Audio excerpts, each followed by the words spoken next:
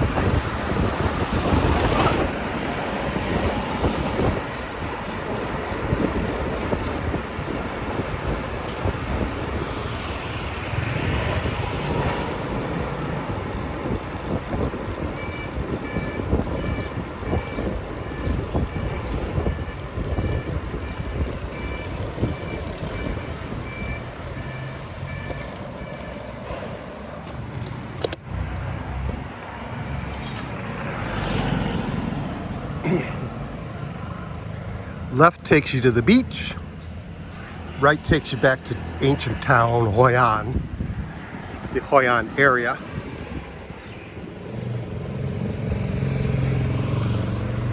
Had to haul ass a little bit there.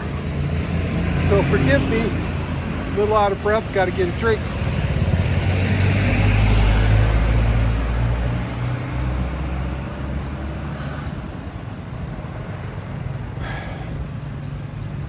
It is only May, but you have to stay hydrated, particularly June, July, and August. You better be drinking 2 liters of water a day.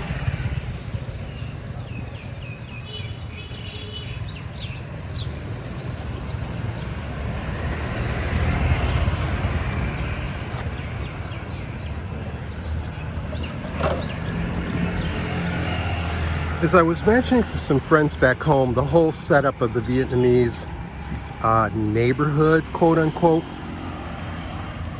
it's pretty fucking bizarre and twisted. Again, unregulated, unsupervised. So you'll have, like, in this order, restaurant, house, steel fabrication shop, some other kind of business, restaurant, house, homestay, restaurant, blah, blah, blah. And it goes on and on. Nothing is uniform.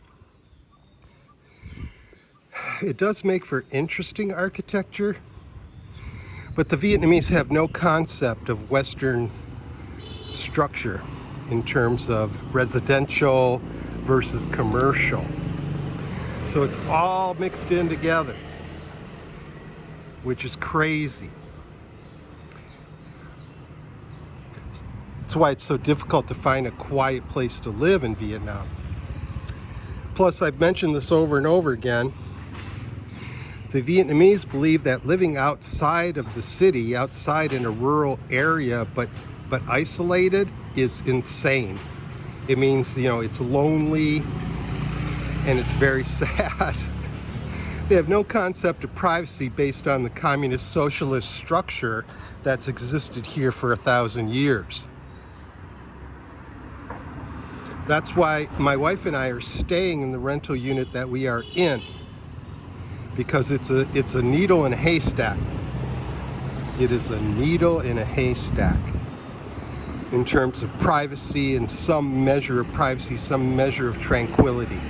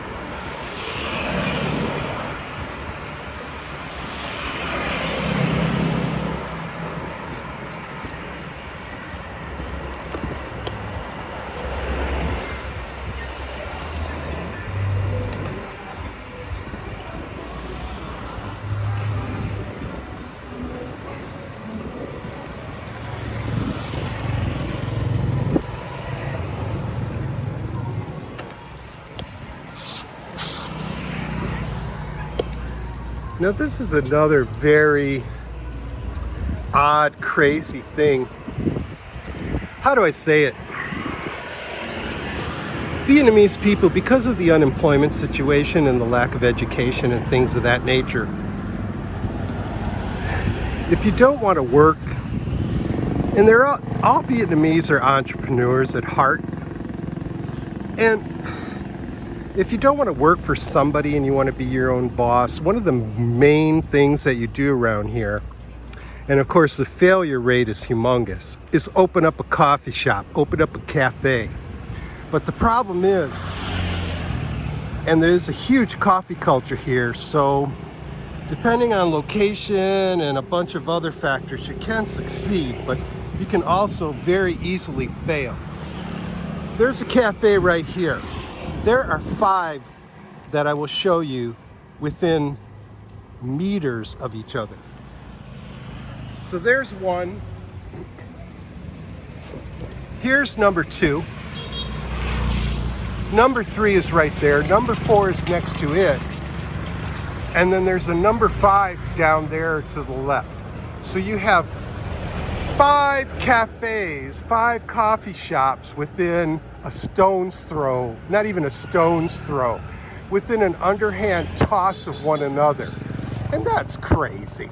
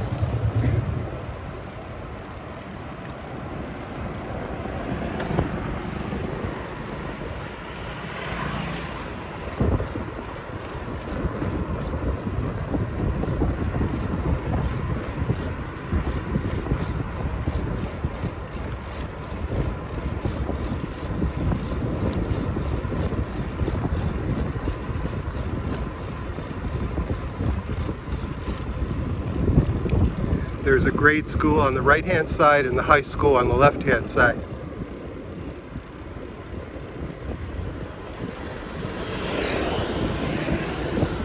When it's time to pick up the children, because class sessions are different here.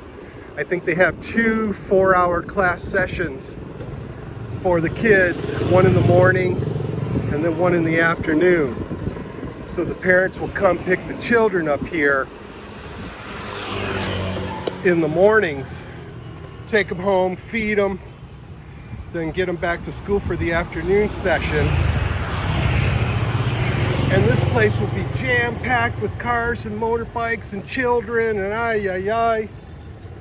You can barely get through. But that's the way of it.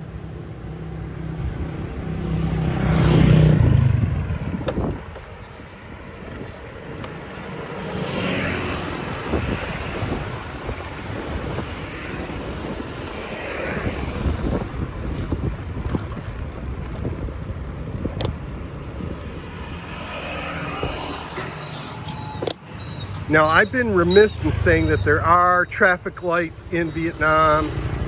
There's so few, but there are some here.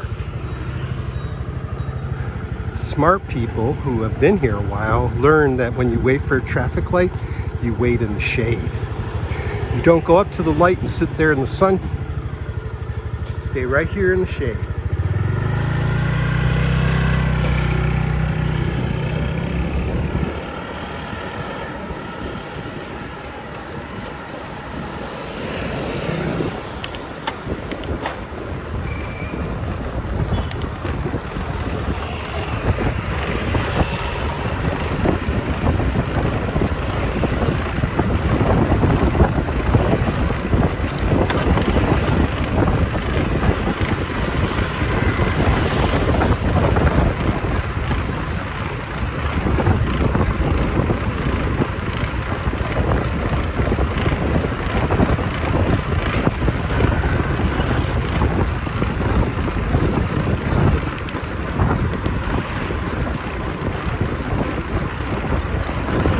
Yeah, that's hauling ass, boys.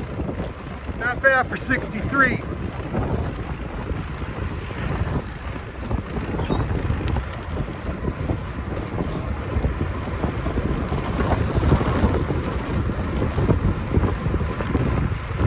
Still got a little juice in the tank.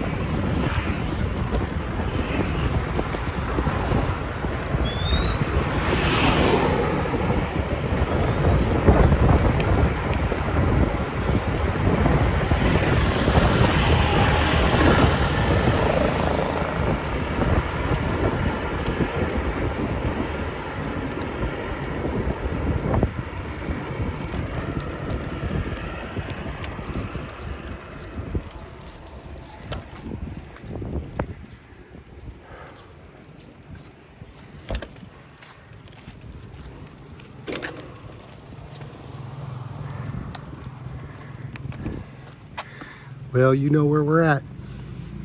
Back to my spot.